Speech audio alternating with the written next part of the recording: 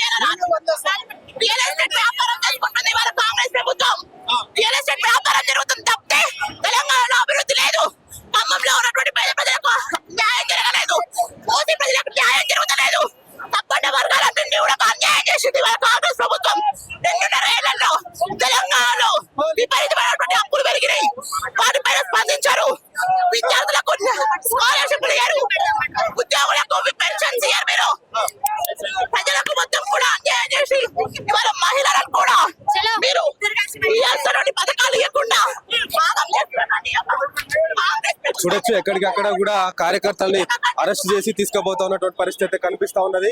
So ladies అని లేదు, gents అని లేదు, ఎక్కడికి అడ్డుకునే ప్రయత్నం చేస్తా ఉన్నారు. పోలీసు వ్యాన్లలో ఇవాళ వందలాది వేలాది మంది పోలీసులు ఇక్కడ మోహరించారు. బీజేపీ కార్యకర్తలు కూడా పెద్ద ఎత్తున ఇక్కడ అసెంబ్లీ దగ్గరికి చేరుకొని ధర్నా నిర్వహించడం అయితే జరుగుతూ ఉన్నది. మనం అక్కడ చూడొచ్చు ఎక్కడికక్కడ కూడా ఒక్కరిని కూడా రోడ్డు మీద ఉంచే పరిస్థితి కనిపిస్తలేదు. ట్రాఫిక్ జామ్ ఫుల్ గా ఏర్పడింది ఇక్కడ.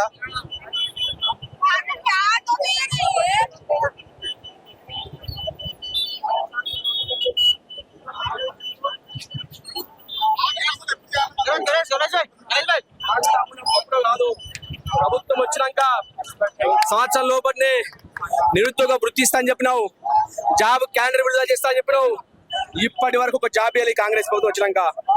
కాంగ్రెస్ అంటేనే కూని, కాంగ్రెస్ అంటేనే అవినీతి. ఈరోజు కాంట్రాక్టుల పేరు మీద 30% 40% కమిషన్లు తీసుకొని ఇవాళ కాంగ్రెస్ పార్టీ అవినీతి చేస్తా ఉంది. దీన్ని ప్రశ్నించడానికి భారతీయ జనతా పార్టీ ఆధ్వర్యం ధర్నా చేస్తా ఉంటే మమ్మల్ని కాంగ్రెస్ పార్టీ చెంచాలు అరెస్ట్ చేస్తా ఉన్నారు. కాబట్టి ఖబర్దార్ కాంగ్రెస్ పార్టీని చెప్తా ఉన్నా. రాష్ట్రంలో అనేక సమస్యలు తలెత్తుతా ఉన్నప్పటికీ కూడా దేని మీద రాష్ట్ర ప్రభుత్వం అయితే స్పందించట్లేదు. వెలుగుమట్ల ఘటన అట్లానే ఉన్నది. చాలా సమస్యలు పెండింగ్ లో ఉన్నవి. అయినా కూడా ఇవాళ రాష్ట్ర ప్రభుత్వం స్పందించకుండా ఇవాళ మేము ధర్నా చేసి మేము అన్నిటి కూడా లేవనెత్తా ఉంటే కాంగ్రెస్ చెంచాలు ఇవాళ మమ్మల్ని అరెస్ట్ చేస్తా ఉన్నారని చెప్పేసి ఎక్కడికక్కడ వాళ్ళని తరలించుకుపోయేటువంటి ప్రయత్నం అయితే చేస్తా ఉన్నారు. కొంత ఉద్రిక్తమైనటువంటి వాతావరణం అయితే ఏర్పడ్డది ఇవాళ అసెంబ్లీ ముందున్నటువంటిది మనకు స్పష్టంగా కనిపిస్తా ఉన్నది. ఒకసారి ఆ విజువల్స్ లో చూస్తే కనుక ఎక్కడికక్కడ వ్యాన్లలో తరలిస్తున్నారు. ఇప్పటికే 3-4 వ్యాన్లలో తరలించారు. ఇంకా వ్యాన్లు వస్తానే ఉన్నాయి. అసెంబ్లీకి అటుపక్క ఇటుపక్క మొత్తం కూడా కొంత ఉద్రిక్తత వాతావరణం అయితే ఏర్పడ్డది. ఈ స్థాయిలో ఈ మధ్య కాలంలో అసెంబ్లీ ముందు ధర్నా చేయడం అనేది ఇదే మొదటిసారిగా చెప్తా ఉన్నారు. మరొక పక్క ఆ పోలీసులు కూడా ఎక్కడికక్కడ కట్టడి చేస్తూనే ఇంటెలిజెన్స్ వర్గాలు కావచ్చు, పోలీసు వ్యవస్థలు కావచ్చు, నిఘా వ్యవస్థలు కావచ్చు, ఎప్పటికప్పుడు ముఖ్యమంత్రి కూడా ఇక్కడ నుంచి నివేదిక ఇస్తా ఉన్నట్టుగా కనిపిస్తా ఉన్నది. చూడొచ్చు మనం అక్కడ ఎక్కడికక్కడ వాళ్ళని లోపలికి ఎక్కిస్తున్నటువంటి పరిస్థితి కనిపిస్తా ఉన్నది. బీజేపీ జెండాలు పట్టుకొని బీజేపీ కండువాలు చూపిస్తూ ధర్నా చేస్తా ఉన్నారు. ముఖ్యమంత్రిని తీవ్రంగా విమర్శిస్తా ఉన్నారు. అదేవిధంగా ప్రభుత్వాన్ని కూడా, ప్రభుత్వ పెద్దలను కూడా తీవ్రంగా విమర్శిస్తా ఉన్నటువంటి పరిస్థితి మనకి ఇక్కడ కనిపిస్తా ఉన్నది.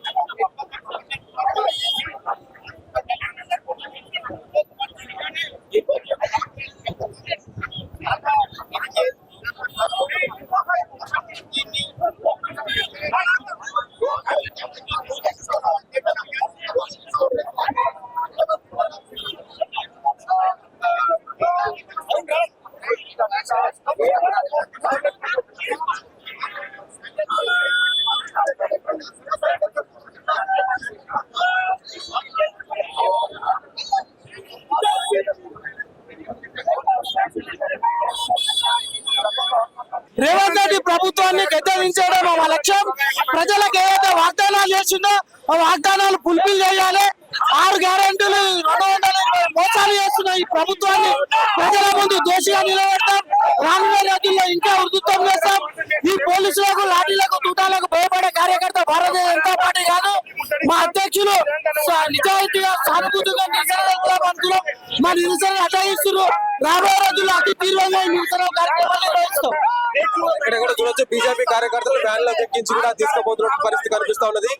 కాంగ్రెస్ ప్రభుత్వాన్ని గద్దె దించే వరకు కూడా మేము ఎక్కడ కూడా ఆగేటువంటి ప్రసక్తి లేదని చెప్పేసి చెప్తా ఉన్నారు. చూడండి ఎక్కడికక్కడ వ్యాన్లలోకి ఎక్కిస్తున్నటువంటి పరిస్థితి మనకు కనిపిస్తా ఉన్నది. జై శ్రీరామ్ అందరికీ.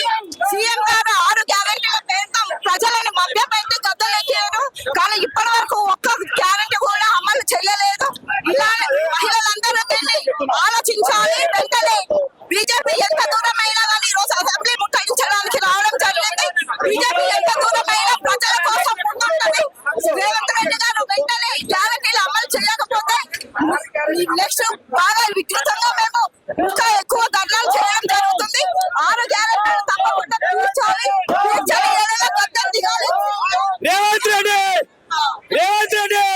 అక్రమ అరెస్టులు ఎట్లా చూస్తున్నారు? बहुत बोले तो बहुत बुरा कर रहे भाई. 6 गारंटियां नहीं दी, अब तक कुछ भी नहीं दिया. पता नहीं गवर्नमेंट क्या करना चाह रही, क्या नहीं करना. ఈ రోజు శాంతియుతంగా నిలబెడుతున్నాం. మా పైన 6 గ్యారంటీలు 420 దొంగ హామీలు అన్ని అమలుపరచాలని చెప్పి శాంతియుతంగా ముఖ్యమంత్రి గారిని కలవడానికి అసెంబ్లీకి వస్తే ఇష్టారీతిలో మా కార్యకర్తల పైన దాడులు నిర్వహించి ఈరోజు గల్లలు పడుతూ మెడలు ఒత్తుతూ ఇష్టారీతిలో వాళ్ళు దాడులు చేస్తా ఉన్నారు. మేము ఈ దాన్ని చాలా తీవ్రంగా ఖండిస్తా ఉన్నాం. వెంటనే 6 గ్యారంటీలు 420 దొంగ హామీలు నెరవేర్చాలి. అదే విధంగా మూసి బాధితులకు వెంటనే ఆదుకోవాలి. ఒక డిపిఆర్ లేదు, ఏం లేదు నీ దగ్గర. ఎట్లా కడతా అంటున్నావు? 1000 కోట్ల రూపాయలు తీసుకొచ్చి ఈరోజు గాంధీ విగ్రహం కడతా అంటున్నావు. కనీసం ఫీజు రీమెంట్ ఇచ్చే చేత కాదు ఈ ప్రభుత్వానికి. ఈ రోజు నువ్వు గాంధీ విగ్రహం కడతావు. వెంటనే స్పందించాలని చెప్పి వెంటనే ముఖ్యమంత్రి గారు వెంటనే 6 గ్యారెంటీ అమలు చేయాలని డిమాండ్ చేస్తూ అసెంబ్లీ ముట్టడించడం జరిగింది. చూడొచ్చు ఇక్కడ అసెంబ్లీని ముట్టడిస్తూ ఎక్కడికక్కడ సమస్యల పర్వం కొనసాగుతా ఉంది కాబట్టి మేము ఇవాళ ధర్నా చేస్తా ఉన్నాము. దాన్ని అడ్డుకుంటా ఉన్నారని చెప్పేసి చెప్తున్నారు. ఇక్కడ మరికొంతమంది బీజేపీ నాయకులు కూడా ఉన్నారు. మనం వాళ్ళతో మాట్లాడి సార్ ఎట్లా చూస్తారు ఈ ధర్నాని, అక్రమ అరెస్టులు ఎట్లా చూస్తున్నారు మీరు? ఎట్లా చూస్తున్నాం ఏంటిది? కాంగ్రెస్ యొక్క నిరంకుశత్వాన్ని చూస్తున్నాం, రాక్షసత్వాన్ని చూస్తున్నాం. ఈ రాక్షస పాలన జరుగుతుంది కాంగ్రెస్ హయాంలో. దీన్ని మేమే కాదు మీరందరూ కూడా చూస్తున్నారు. ప్రజాస్వామ్యంలో ఇంటికి ధర్నాలు చేసే హక్కు లేకుండా పోయింది. ఎక్కడికక్కడ అరెస్టులు, ఎక్కడికక్కడ నిర్బంధాలు. గత ప్రభుత్వంలో రాష్ట్రం అంతా కూడా దివాలా తీసింది. ఇప్పుడు నేను ఏదో వచ్చిన తర్వాత ఉద్ధరిస్తా ఉన్నాను, చేస్తా ఉన్నాను, సమయం ఏంటని చెప్పి కోరుతా ఉన్నాడు. మీరు ఎందుకు సమయం ఇస్తలేరు? సమయం ఎక్కడిస్తాం? 2.5 సంవత్సరాలు గడిచిపోయింది. ఇంకేం సమయం ఇస్తాం? రాష్ట్ర ప్రభుత్వము ఏం చేస్తుందంటని చెప్పేసి ఏమి చేయట్లేదు. ఇంకా సమయం అక్కర్లేదు. చేయాలనుకుంటే ఏదైనా చేస్తుంది. అనవసరమైన ఒక మైండ్ గేమ్ అంతే. ఇది చేస్తాం, అది చేస్తాం అంటని చెప్పేసి చేస్తున్నారు. కాకపోతే చేసేది ఏమీ లేదు. ఏంటి మీ ప్రధాన డిమాండ్లు ఏంటి? ఇక్కడ వాళ్ళు ఇచ్చినటువంటి హామీలు అమలు చేయాలంటని చెప్పేసి డిమాండ్, ప్రధాన డిమాండ్. సో చూడొచ్చు ఇక్కడ ఇంకా కార్యకర్తలు అయితే వస్తానే ఉన్నారు. వచ్చిన ప్రతి ఒక్కరిని కూడా వ్యాన్లలోకి ఎక్కించే ప్రయత్నం చేస్తా ఉన్నారు. ఎవరిని కూడా బీజేపీ కండువా వేసుకున్నా కూడా, బీజేపీ జెండా పట్టుకున్నా లేదా బీజేపీ నినాదం చేసినా కూడా ఈ ప్రాంతంలో ఉండనిచ్చేటువంటి పరిస్థితి అస్సలు కనిపించడం లేదు. పోలీసు వ్యాన్లలో కావచ్చు, పోలీసు జీప్లలో కావచ్చు, ఎక్కడికక్కడ నాయకుడు వచ్చిందంటే వ్యాన్లోకి ఎక్కించే ప్రయత్నం చేస్తుంటారు. చూడండి ఇప్పుడే మనకు ఒక వ్యాన్ మీద మరొక వ్యాన్ అక్కడ రెడీగా ఉన్నట్టయితే కనిపిస్తున్నది. దాంట్లో కూడా పబ్లిక్ బీజేపీ నాయకులను కార్యకర్తలు ఎక్కిస్తా ఉన్నారు. మనకి ఇక్కడ కనిపిస్తుంది కదా పక్కనే అసెంబ్లీ జరుగుతూ ఉన్నది. పబ్లిక్ గార్డెన్స్ ముందే మనకి ఇదంతా కూడా జరుగుతూ ఉన్నది. ముఖ్యమంత్రి ఆల్రెడీ సభలో ఉన్నాడు, సభలో మాట్లాడుతూ ఉన్నాడు. చూడొచ్చు వందలాది మంది పోలీసులు మోహరించినటువంటి పరిస్థితి మనకు కనిపిస్తూ ఉన్నది. సో దీన్ని తీవ్రంగా ఖండిస్తా ఉన్నారు బీజేపీ నాయకులు కావచ్చు, బీజేపీ కార్యకర్తలు కావచ్చు. ఇచ్చిన హామీలు నెరవేర్చాలి కదా, ఇచ్చిన హామీలు నెరవేర్చకుండా మమ్మల్ని అడ్డుకుంటే ఈ చెంచాలను పెట్టి మమ్మల్ని అడ్డగిస్తే ఎట్లా అని చెప్పేసి ఇవాళ బీజేపీ నాయకత్వం అంతా కూడా మండిపడుతున్నటువంటి పరిస్థితి మనకు కనిపిస్తున్నది. చూడండి ఇక్కడ కూడా రోడ్డు పైన బైఠాయించి ధర్నా చేస్తున్నటువంటి పరిస్థితి అయితే కనిపిస్తున్నది. ఎక్కడికక్కడ నిరసన వ్యక్తం చేస్తా ఉన్నారు. రోడ్ల పైన బైఠాయిస్తున్నారు, రోడ్ల పైన పడుకొని నిరసన తెలుపుతా ఉన్నటువంటి పరిస్థితి అయితే మనకి కనిపిస్తా ఉన్నది.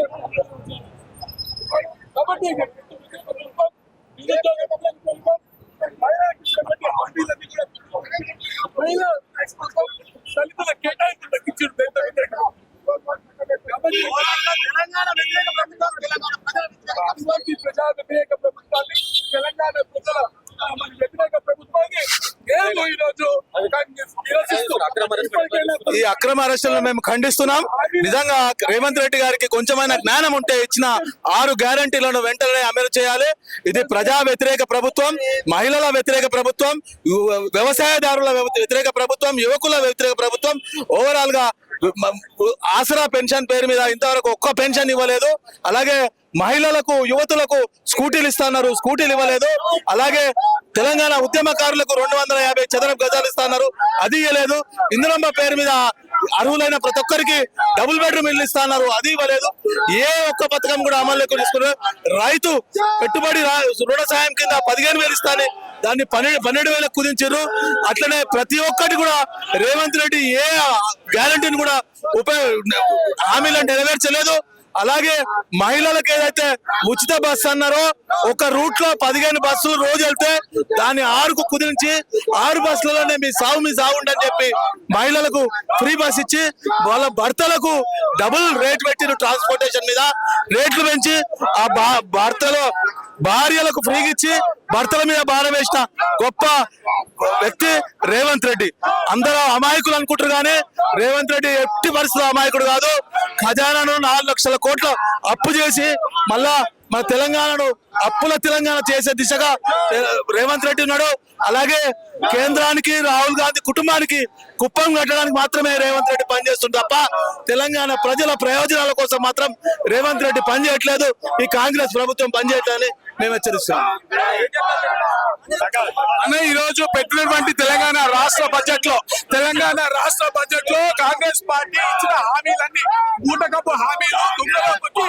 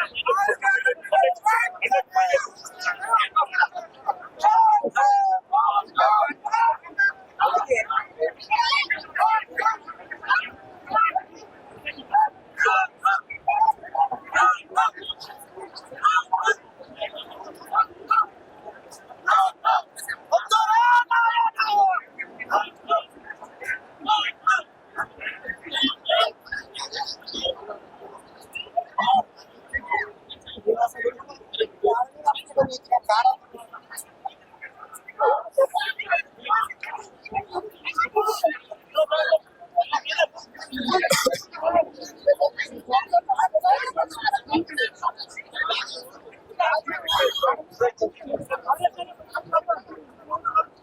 you.